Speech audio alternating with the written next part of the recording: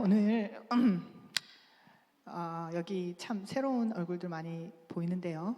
오늘이 아마 여러분들 몇 분에게는 좀 새해와 같은 마음으로 오시지 않았을까 싶습니다. 올해 이제 시작했으니 이제 좀 교회 생활 좀 잘해볼까?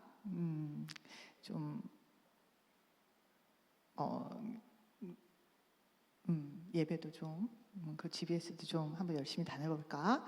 라는 마음으로 좀 오셨을지 모르겠습니다. 자, 오늘 본문은 좀 깁니다. 네, 오늘 이 본문을 통해서 특별히 마리아가 보냈을 이 시간들을 좀 추적해 가면서 과연 정말 믿음이 자라나는 그 과정 가운데 우리 이 믿는 자들이 경험하게 되는 반전, 진정한 반전은 무엇인가를 우리가 깨닫는 시간을 좀 갖도록 하겠습니다. 지금 이때는요, 예수님이 탄생하는 늘 크리스마스 때 즐겨 읽는 그리고 또 자주 듣는 본문입니다. 자, 때는요,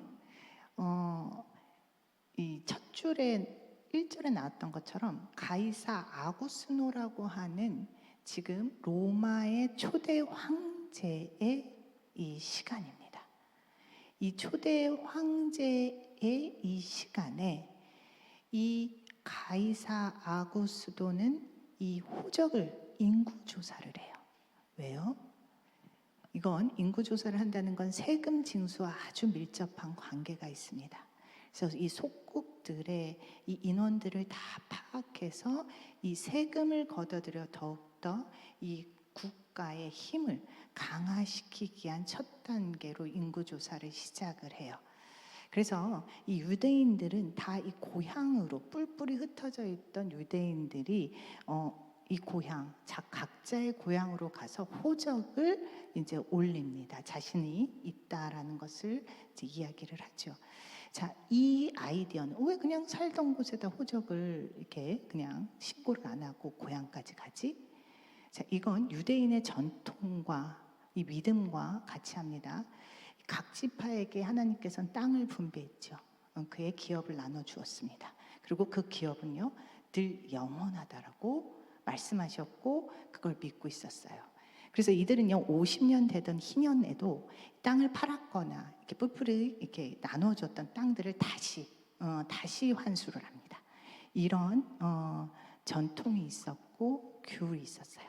그래서 이들도 각자 자신이 속한 그 기업에 들어가서 자신을 올리는 그런 시간들을 가졌습니다. 그래서 이 요셉과 마리아가 어떻게 갈릴리까지 가서 살게 되었는지 모르겠지만 이제 그들이 이제 베들레헴 자신의 고향으로 가서 자신의 이름을 올리기 위한 긴 여정을 시작합니다. 자, 이게요, 직선으로 그냥 쫙 그으면요 한 170km라고 해요. 근데 이렇게 굽이 계곡 따라서 가면 한 230km라고 합니다. 일반 군인이 아니고요, 일반인의 걸음으로는 하루에 한 30km 걸을 수 있다고 해요. 그래서 그래도 뭐 넉넉자가 7일, 10일 정도 걷는 걸음의 그 거리를 마리아가 만삭의 몸으로 갔어야 했어요. 자, 걸어갔을 수도 있고요, 낫기를 타고 갔을 수도 있습니다. 여튼 만삭의 몸으로 그 긴 여정을 한다는 것은 결코 쉬운 일이 아니었을 거예요. 그리고 이 시기가 언제 있냐? 8절 보면요, 목자들이 밤에 밖에서 자기 양떼를 지키려고 밤을 지셉니다. 이걸 봤을 때는 봄에서 가을 사이의 시기가 아니었을까 추측합니다. 자, 그럼 일교차가 있지만 그래도 밤이 아주 춥지는 않은 시기예요. 그렇지만 낮은 상당히 더울 겁니다. 자, 이 시기에 이동을 요셉과 합니다. 환경은 어땠을까요?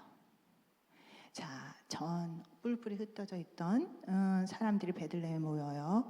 자, 인산인해를 이뤘을 것입니다. 해산날은 다가오고요.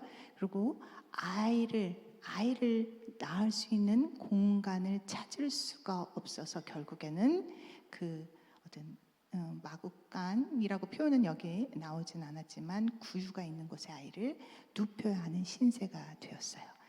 자, 이런 환경 가운데 이 성령의 아이를 뵌 마리아는 어떤 심정이었을까요?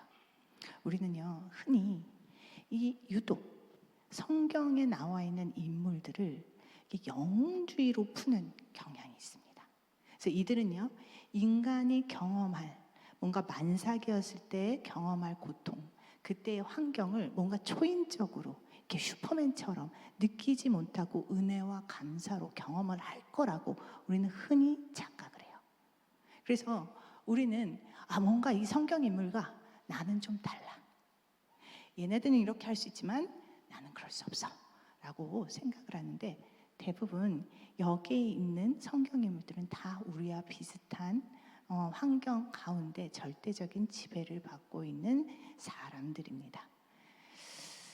제가 그래서요, 임신을 해보지 않은 관계로, 여기에 있는 분들도 임신을 하지 안 했던 관계로 제가 28주에서 42주 이 만삭일 때 몸의 상태가 어떤가를 이렇게 한번 찾아봤어요. 했더니요, 이렇게 온몸이 이렇게 부어서 임신 중독이라고 할 만큼 이렇게 부종이 심하다고 합니다. 이건 임신부가 흔히 느끼는 증상이고요. 그리고 근섬유에 이렇게 산이 찬데요. 산이 차면요, 다리에 이렇게 경련 같은 게 자주 일어난다고 합니다. 그냥 저는 이게 혈액이 잘 안 통해서 그런가 했더니 이렇게 산이 차면 경련을 일으킨다고 해요. 그리고 배가 계속 불러오니까 이게 뭔가 대퇴부, 하복부, 이렇게 발목 여기가 꽉 신경들이 누르니까 이 발목의 통증이 좀 심하게 경험되는 사람들도 있다고 하고, 또한 이게 이제 배가 커지니까 이 갈비뼈가 굉장히 많이 압박되어 아프다고 합니다. 그리고 아이들이 발을 차죠, 태동. 그래서 굉장히 좀 산모가 고통스러워한다고 해요. 그리고 출산을 이렇게 원활하게 하려고 해서 이 몸에서 호르몬이 나온다고 해요. 릴렉신이라고 하는 이 호르몬이 나오는데, 이것 때문에 좀 이렇게 몸이 이완돼서 의지하지 않지만, 의지적인 게 아닌데 자꾸 소변을 지리는 그런 요실금의 상황들이 도래한다고 합니다. 자, 이런 상태에서 마리아는요, 그때까지 동침하지 않은 요셉과 이 먼 길을 가요. 이 여자로서, 그리고 또 한편으로서 이 만사고문으로 쉽지 않은 여정이었을 겁니다. 이 사람이요, 여러분들은 몸이 힘들면 어떨지 모르겠습니다. 저는 좀 소리에 되게 예민해지고 좀 짜증이 많이 올라오는데, 여러분들마다 증상이 좀 다를 거예요. 그녀는요, 처녀의 몸으로요, 이 한 번도 사실은 동침하진 않은 남성과 이 여정길에 올라서 이런 신체적인 반응 가운데 숨기지 못하고 계속적으로 들키는 상황 가운데 불편함이 있을 거예요. 그리고 한편으로는 원하지 않게 내가 누군가의 짐이 되는 것, 빨리 가면 좋은데 내가 그렇지 못하기 때문에 자꾸 부탁을 하게 되는 정말 쉽지 않은 상황들이 있을 겁니다. 그리고 한편에서는요, 본인도 이 상황이 믿겨지지 않을 거예요. 이게 자기는 이 천사들의 어떤 메시지를 통해서 성령의 잉태하심을 알았지만, 그래도 이것이 긴가민가 하는 상황들이었을 거예요. 요셉이 과연 정말 나를 믿어줄까? 나의 순결을 정말 믿어줄까? 요셉은 어떤 생각을 하고 있을까? 그 긴 침묵 가운데 요셉의 표정들을 보면서 계속 불안한 심정들도 있을 겁니다. 자, 이럴 때 하나님께서, 그래, 너가 귀한 사역을 하고 있으니 너 봐라. 너가 이 갈릴리에서 베들레헴까지 오는 이 거리를 나는 너가 누구보다도 드라마틱하게 멋지게 인도해 줄 거야. 그래서 사람들도 뭐야? 쟤네들은 뭔가 가는 경로가 좀 다르네. 뭔가 쟤네들한테는 특별한 뭔가 부어주심이 있어. 쟤네들은 좀 다른 사람이구나 라는 은근한 기대도 있었을지도 모릅니다. 마리아에게는요. 왜? 마리아를 위해서가 아니라 당신의 사랑하는 이 성령의 아이 때문이라도 하나님은 그렇게 해주지 않을까 내심 기대도 했을지 모릅니다. 그런데 족족히 마리아가 대면하는 현실은 그렇게 족족히 낙관적이거나 희망적이지 않았어요. 오히려 다른 여인들보다도 불행한 상태, 이 만삭의 요 타이밍에 이 호적조사가 일어났고 그 호적조사에서 두들겨 몸 누일 곳을 찾지만 그 어떠한 곳도 허락되지 않아 가장 한편으로는 청결치 않은 사람으로서 사실은 아무리 가난해도 잘 행하지 않는 구유에 나의 아이를 두어야 하는 이 심정은 이 마리아로서는 하나님의 하시는 일이 도저히 납득이 가지 않았을 겁니다. 이렇게 그녀는 그리고 요셉은 이 시간들을 보내요. 자, 이 한켠에서 또 기이하고 놀라운 일이 일어납니다. 8절부터 이 설명이 되는 건데, 영화로 보면요 한참 지금 이제 마리아와 요셉의 이 얘기들을 담고 있다가 갑자기 딱 신이 바뀌어서 뜬금없이 아무 연고가 없는 이 양떼들이 있는 들판의 밤으로 이 카메라가 움직입니다. 그리고 그 목자들, 그 어떠한 요셉과 마리아와 연고가 없는 이들에게 하나님의 영이 내려요. 그러면서 그들에게 주의 사자들이 곁에 서서 그의 영광을, 주의 영광을 이들에게 드리웁니다. 빛으로 오셔요. 크게 놀랍니다. 왜냐하면 이건 평소에 겪는 일도 아니고 일생에 겪었던 일도 아니고 구했던 일도 아닌 어느 날 갑자기 뜬금없이 이들에게 이 사건이 경험됩니다. 그러면서 10절에서 천사들이 얘기합니다. 두려워하지 말라. 보라, 내가 온 백성에게 미칠 큰 기쁨의 좋은 소식을 너희에게 전하노라 하면서 기쁜 소식, 굿뉴스, 복음을 전합니다. 그 복음의 내용은요, 오늘 다윗의 동네에 누구를 위한? 너희를 위하여 구주가 나셨으니 곧 그리스도 주시다라고 말씀을 하십니다. 복음은요, 그리스도 주 구주의 이야기입니다. 소식입니다. 자, 구주, 구원자, 소테르. 이건 질병이나 세상에서 구한다, 위험에서 구한다라는 뜻의 소테르, 구원이라는 뜻입니다. 자, 이 당시에 진정한 구원자는 누구라고 이들은 생각했다고요? 당연히 로마 황제 가이사 아구스노라고 이들은 생각했습니다. 이들이 그 강한 신과 같은 황제가, 신인 황제가 이 속국들을 평정하여, 세상을 평정하여 평화를 줄 거라고 믿었습니다. 그런 와중에 지금 천사들이 이들을 에워싸고 드디어 너희를 위해서 구원자가 왔으며 그리스도 주시다라고 이야기를 하는 건 이들에게는 놀라움 이상의, 기쁜 게 아니라 너무나 기이하고 정말 놀라운 소식이었습니다. 자, 그런데요, 그 구원자가 어떻게 왔냐 하면, 너희가 이제 가서 볼 건데, 강보에 쌓여 구유에 누워있는 아기로 오셨다라는 것입니다. 자, 여전히 이들의 눈에는 유일하게 이 통치와 이 평정은요, 힘의 논리밖에 없는 이들이었어요. 우리도 여전히 힘의 논리로 평정이라는 것들을 생각할 수밖에 없는 존재들입니다. 그래서 가장 높은 황제가 그나마 평정을 해서 평화를 줄 수 있지 않을까라고 생각을 하는데, 가장 어린 아기로 구주가, 그것도 구원을 하실 그 기름 부은 한 인물을 띤 하나님으로 오셨단 말인가? 전혀 믿을 수가 없는, 믿기지도 않는 한 번도 들어본 적 없는 이런 모습으로 이런 소식을 이들에게 들려주고 있습니다. 그러면서 가서 봐라, 있다. 그것이 지금 내가 하는 이 말의 진실됨을, 이것을 분명히 확인시켜주는 표적이 된다라고 이야기를 하고 있습니다. 그래서요, 이들은요 급히 달려가요. 16절, 빨리 가서 요셉과 그 구유에 있는 아기와 마리아를 찾습니다.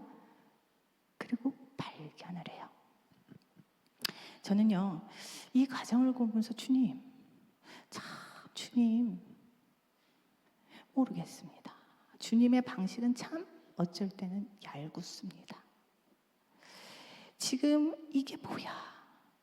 주님의 분명히 아이, 이 성령의 아이를 지금 이렇게 잉태했는데 왜 이렇게 내 안에 마주한 것은 기가 막히고 정말 코가 막힌 현실, 암울한 현실이 하면서 낙담하고 있을 때, 주님은 어디 엉뚱한 곳에 가서 이 목자들에게 그렇게 계시하지 마시고 그냥 다이렉트로 마리아와 요셉한테 보여주시면 이들이 이 긴긴 밤 안타까운 마음과 불안한 감정과 정말로 이 힘겨운 현실 가운데서 떨면서 보내지 않았을 텐데 왜 이렇게 급히 이들에게 임하셔서 위로해 주지 않으시고 엉뚱하게 저편에 있는 목자들에게 보여주셔 목자들이 또 수소문해서 찾아와서 그것을 전하게 하고 그들이 듣게 하는지 정말로 저는 그 방식이 참으로 모르겠다. 직접 보면 훨씬 더 잘 믿을 수 있을 것 같은데 생판 모르는, 그것도 권위자도 아니고 어디서 냄새나고 어디서 좀 학식도 좀 떨어지는 목자들을 통해서 이 얘기들을 들려주실까? 그런데 여기서 분명한 것은요, 이 방식이 왜 하나님이 그 방식을 쓰시는지는 모르겠지만 이 얘기를 듣고 마리아가 마음에 새기고 곰곰이 생각하는 것과 같이 허투루 들리지 않도록 하나님이 분명히 하셨고, 또한 이 목자들도 정말 이런 것들을 듣고 정말 가서 확인해 보니 정말 이런 일들이 일어났구나라는 것을 몰랐다면 한 번도 구주에 대해서, 한 번도 하나님의 일하심에 대해서, 그리고 그것이 이렇게 작은 이 성육신의 모습으로 오실 거라고는 단 한 번도 생각하지도 못하고 이곳에서 확인하고 돌아갈 때 이 찬송과 감격의 기쁨을 누리지는 못하겠구나. 또한 여기서 보면은요, 자 17절에 보고 천사가 자기들에게 이 아기에 대해서 말한 것을 목자들이 전하니까요, 18절 듣는 자가 다 목자들이 그들에게 말한 것을 놀랍게 여기되라고 이야기를 하고 있습니다. 자, 여기에는 그렇다면 누가 있었을까?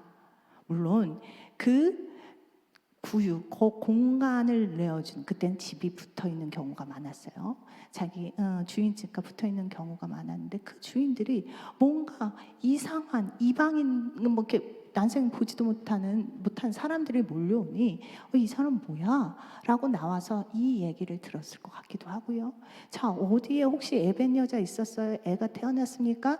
그 밤중에 이렇게 와서 찾는 이들을 보면서 그 동네 사람들 임신한 여자 저기 들어간 것 같은데 하면서 몰려들었던 사람들도 있었겠구나. 그런 이들이 이 얘기를 들었겠구나. 듣고 보고 이것이 무슨 일이요? 주님의 방식은 이렇게 하나님의 일들에 이 목자 그룹 마리아와 요셉 그리고 그 마을에 있는 사람들을 하나님이 그 기쁨에 동참시키는 그런 과정들을 분명, 왠지는 모르겠지만 분명 이 결과 가운데서는 확인되는 것을 우리가 알 수가 있습니다. 자, 이렇게 급박하고 멋진 시간이 지나갑니다. 그리고 마리아가 그리고 당면한 현실은 어떨까요? 갑자기 이 현실이 막 바뀌나요? 아닙니다. 21절에 보면요, 할례할 8일째가 돼서 할례를 합니다.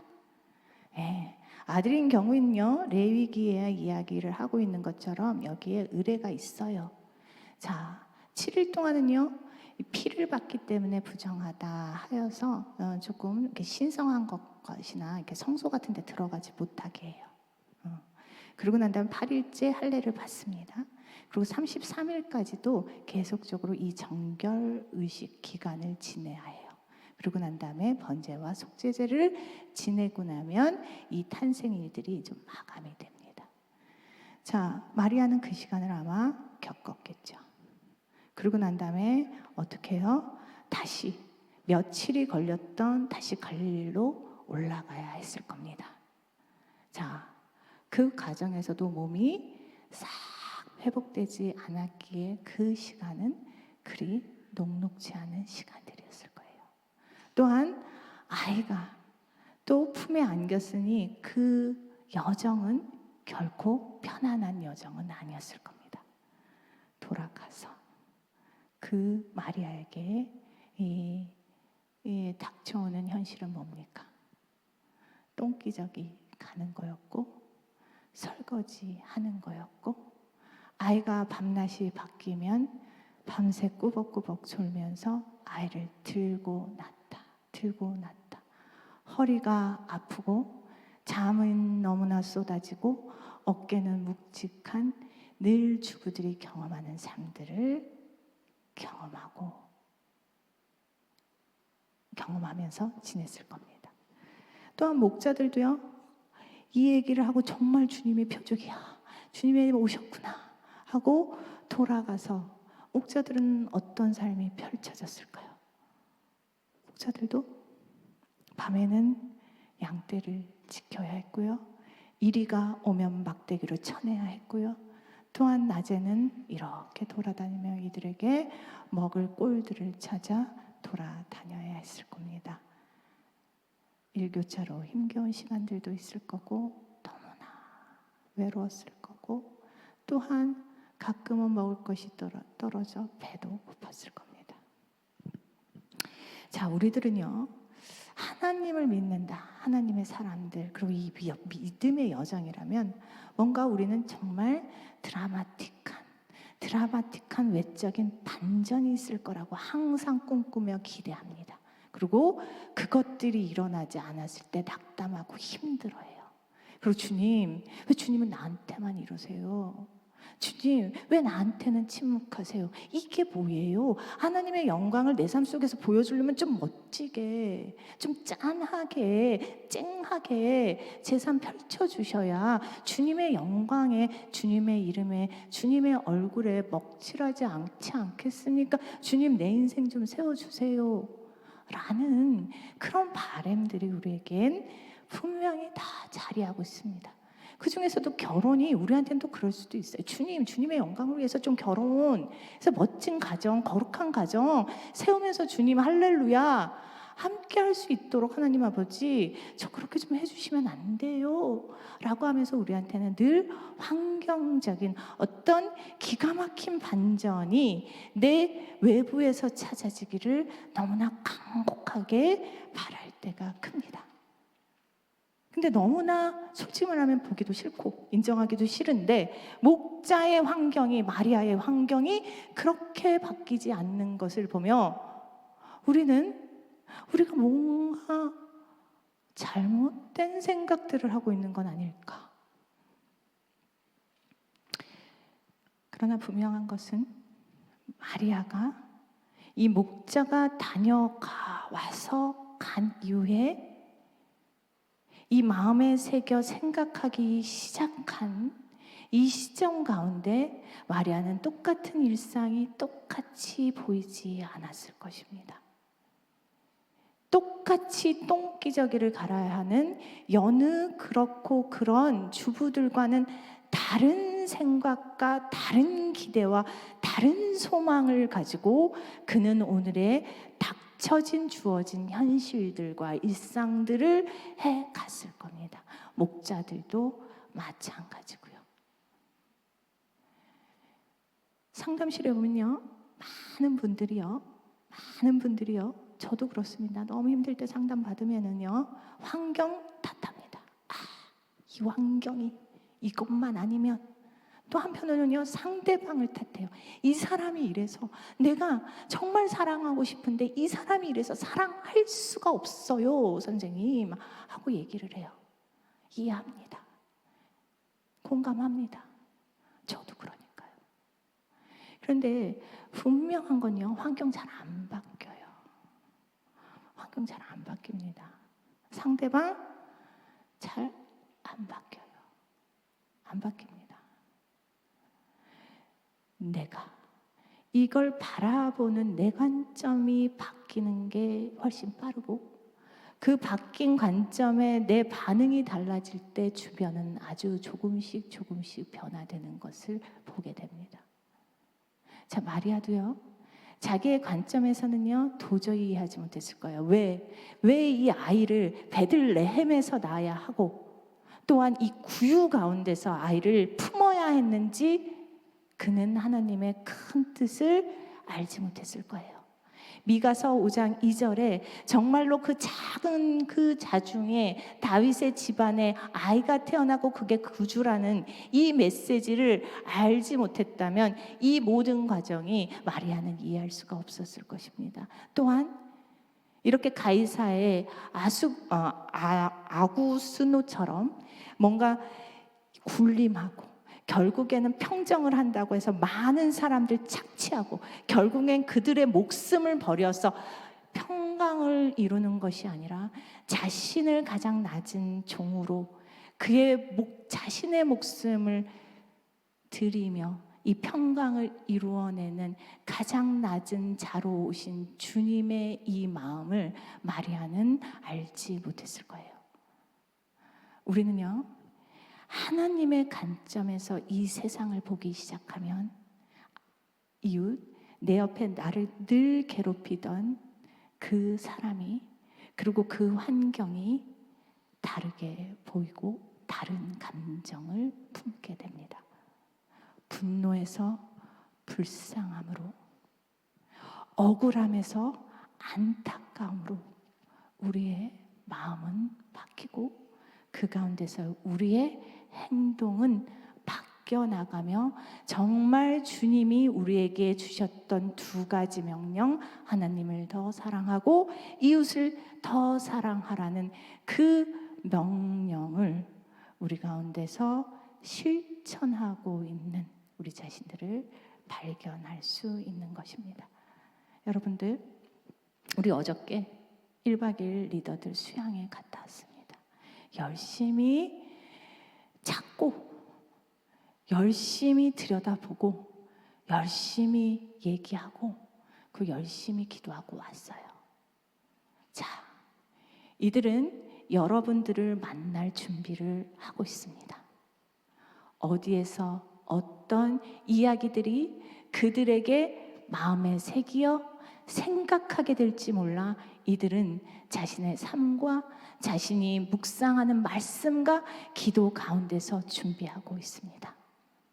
이렇게 목자가 달려와 마리아의 삶에 영향을 주는 것처럼요. 여러분, 저희 이 한 학기 다시 GBS가 시작되고 예배가 계속되었지만 여러분한테는 오늘이 새해처럼 첫 시작이 되시는 분들 계실 겁니다. 주님 만나기를 소원하십시오. 그 어떠한 곳에서 목자로 나타나고 있는 사람들이 있을 수 있습니다. 그 기회가 있을 수 있습니다. 여러분의 이 힘겨운 삶의 그리고 기도의 제목 가운데 주님의 그 계획과 목적이 내 안에서 비추어지고 조명될 때 나의 그 암울하기만 했던 나의 삶의 자리가 어떻게 변화되는지를 정말 기대하며 이 한 학기 살아가는 여러분 되시기를 바랍니다.